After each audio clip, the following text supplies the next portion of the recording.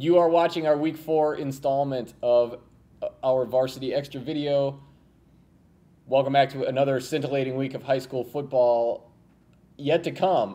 Before we get there, let's talk real quick about what happened in Week 3. And Mr. Odegard, the two things that stand out to me, obviously the Brophy-Red Mountain game, a big win for Red Mountain, and the Saguaro-Tempe debacle. Let's start with Saguaro and Tempe.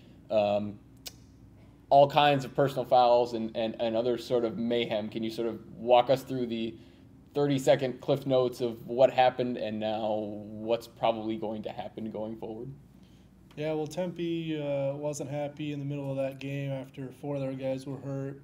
2 were taken off in ambulances and went to the hospital. I think 3 actually ended up in the hospital. So they decided to forfeit with 1 minute and 33 seconds left in the first half. And then after that, they were still mad, and they want the AIA to do something to Saguaro.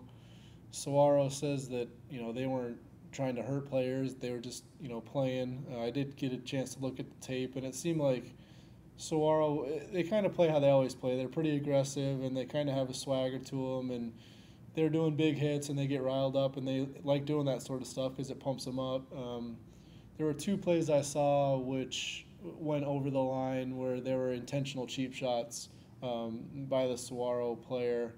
So those 2, I can see why Tempe was mad. The rest were kind of just good football hits or personal fouls that happened in the flow of the game and didn't look intentional. So I can kind of see where both sides are coming from. I don't think Tempe should have forfeited. I think they should have just played it out, and I don't think there's going to be any repercussions to Saguaro because I don't think there was any ill intent there from, anything from before the game. I think maybe emotions got heated during the game, but I don't see much coming out of it moving forward. But it's definitely a most interesting 31-0 game you'll ever find. Yeah, it was a huge conversation for sure, and we'll continue to obviously monitor that situation as it unfolds here in the next 12 hours, even the next 3 hours, even the next 24 hours. But it's going to be hard-pressed for the AIA to come down and make any harsh or rash, harsh judgments either one way or another on Saguaro and Tempe, and a lot of that is because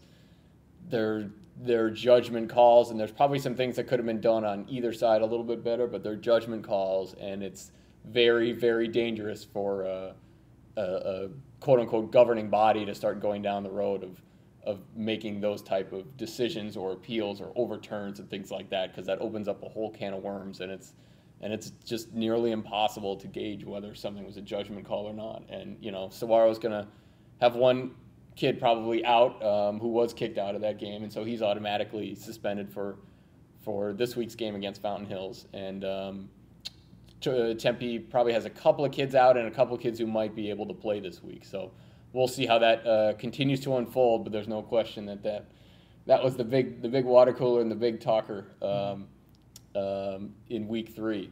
And so from that point, we shall go forward, and let's get into some Week 4 stuff.